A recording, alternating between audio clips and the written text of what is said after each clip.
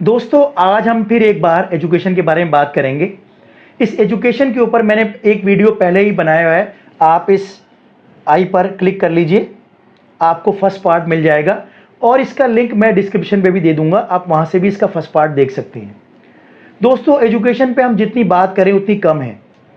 Education पे जो मेरा पार्ट 1 था, उसके बाद मैं आज पार्ट 2 बनाने जा रहा हूं, क्योंकि एजुकेशन के ऊपर जो क्वालिटीज़ हैं, एक एजुकेटेड आदमी के अंदर जो क्वालिटीज़ होनी चाहिए, मैं आपके पास आज फिर वो 3 पॉइंट रखने जा रहा हूँ। उन 3 पॉइंट से अलग हैं और इस वीडियो को पूरा देखिएगा, आपको बहुत नॉलेज मिलेगी और आपको लगेगा कि हाँ, वाकई ये सारी बातें हम सही कर रहे हैं। क्योंकि मैंने देखा है अक्सर जो बातें सही होती हैं वो सच्ची बातें होती हैं और वही अच्छी बातें होती हैं। पहला पॉइंट दोबारा मैं रखने जा रहा हूं एजुकेशन की क्वालिटीज का। आप देखोगे एक एजुकेटेड आदमी में उसका जो माइंड होता है वो ब्रॉड होता है, ब्रॉड माइंडेड मिलेगा आपको। एक पढ़ा लिखा आदमी किसी भी टॉपिक पर जब बात करेगा अपने माइंड को खुले रख के बात करेगा। वो नैरो माइंडेड नहीं होता, उसकी सोच छोटी नहीं होती, ब्रॉड माइंडेड होती है। वो किसी चीज पे जब डिसीजन लेता है उसके सारे इफ एंड बट्स, सारे प्रोन्स एंड कॉन्स माइंड में रखते हुए डिसाइड करता है कि मुझे आगे क्या करना है।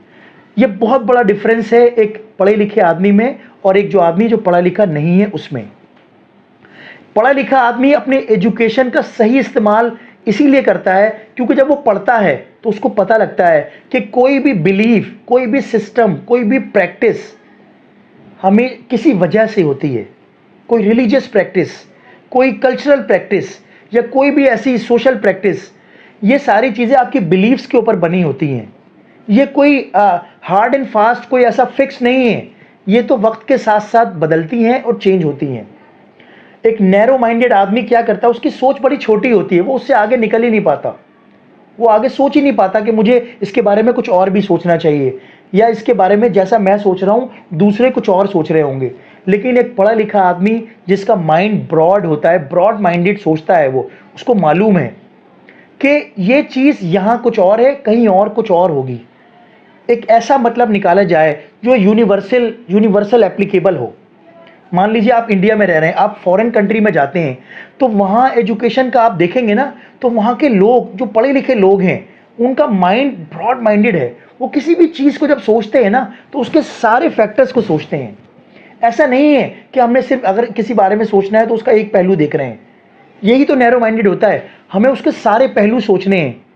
हमें ये देखना है कि इसका असर किस किस चीज़ों पे पड़ेगा। तो पढ़े लिखे आदमी की ये जो क्वालिटी है, एक है ब्रॉड माइंडेड होगा वो। सेकंड क्वालिटी हम बात करते हैं, सेकंड क्वालिटी होती है ह्यूमन काइंड। जो जिसका जिसे हम देखते हैं लोग चैरिटी कर रहे हैं या बहुत काइंड होता है पढ़ा लिखा आदमी, बहुत ही सोचने में, समझने में, देखने में वो बहुत ही आपको काइंड मिलेगा और मॉडेस्ट मिलेगा।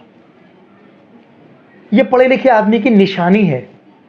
आप यकीन कीजिए, जितने भी हम आसपास देख रहे हैं, बहुत से लोगों का जो बिहेवियर होता है ना, वो मॉडेस्ट नहीं होता। उनके बातचीत करने का अंदाज बिल्कुल इमॉडेस्ट होता है। वो काइंड नहीं होते। वो पढ़ लिख के पता नहीं क्या समझते हैं कि मैंने इतनी डिग्रीज ले ली हैं, अब तो मेरे से बड़ा कोई नहीं है। एरोगेंस उनके अंदर आ जाता है। एक ईगो ईगो प्रॉब्लम बनती रहती है कि यार ये मैं तो पढ़ा लिखा हूं, भाई ये तो जाहिल है। भाई आपके पढ़े लिखे होने का सबूत ही यही है कि आप अपने नीचे आदमी से, अपने छोटे आदमी से जो पढ़ा लिखा नहीं है उसके साथ आपका बिहेवियर कैसा है। काफ़ी बड़े लोगों ने ये बात कही है कि अगर इंसान को परखना है तो वो देखो वो अपने से छोटे आदमी के साथ कैसे बिहेव कर रहा है। अगर उसका बिहेवियर बहुत अच्छा है तो आप समझ लीजिए कि वो पढ़ा लिखा आदमी है, वो मॉडेस्ट है, वो काइंड है, वो इमॉडेस्ट नहीं है। आप बाजार में देखेंगे अगर हम, तो बहुत से ऐसे आदमी मिलेंगे आपको, पढ़े लिखे होंगे लेकिन उनका बिहेवियर ऐसा होगा, बातचीत करने का अंदाज ऐसा होगा, आप देखेंगे, आप सोचने पे मजबूर हो जाएंगे कि यार इसने पढ़ाई लिखाई जो करी है उसका क्या फ़ायदा। ऐसी पढ़ाई लिखाई का क्या फ़ायदा जो आपके बोलने से ना झलके, जो आपके बिहेवियर में ना झलके। यार पढ़े लिखे आदमी को तो लोग कहते थे कि यार वो जो बोलता है ना, तो उससे पता लगता है कि आदमी पढ़ा लिखा है। आपकी लैंग्वेज से पता लगना चाहिए, आपके बिहेवियर से पता लगना चाहिए, आपके ट्रीटमेंट से पता लगना चाहिए कि आप पढ़े लिखे हैं। ये क्वालिटी एजुकेशन की आपके अंदर आनी चाहिए, वरना क्या फ़ायदा ऐसी एजुकेशन का। थर्ड पॉइंट बड़ा इंपॉर्टेंट पॉइंट है कि कोई भी एजुकेटेड आदमी जब वो एजुकेशन हासिल करता है तो वो ये सोचता है इस एजुकेशन से मैं आगे जाके क्या कर सकता हूँ, मेरा बड़ा विजन क्या है, मैं आगे मेरी सोच कहाँ तक जा सकती है। मैं विजन के बाद जब बात करता हूँ तो विजन के माइंड में मेरे बहुत सारी चीज़ें आती हैं। आप आज में रह के कल के बारे में सोचिए आप कि मैं इस अपनी एजुकेशन का आगे जाके किस तरह यूज़ करूं, इसको कहाँ अप्लाई करूं। जैसे विजन के बारे में लोग बात करते हैं कि अगर आदमी को एक सेब दिख रहा है तो उसमें विजन वाला जो देखेगा वो देखेगा उस सेब के अंदर बीज को देखेगा कि उन बीज से मैं कितने सेब बना सकता हूं।